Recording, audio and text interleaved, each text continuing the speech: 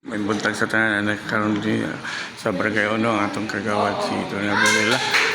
Kagawad unsa may makasulti kaning bag-o yun bago na nato nabisingan karon nga building.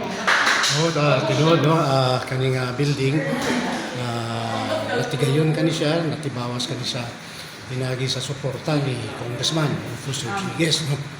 Ang di pa yung kay kita dako kaya itong pasalamat sa iya.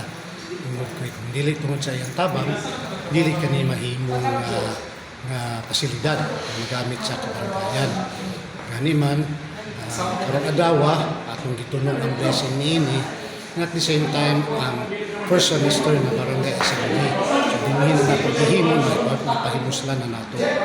So sabihin ko na ako kayo ang pasalamat kay Congressman Rufus Rodriguez.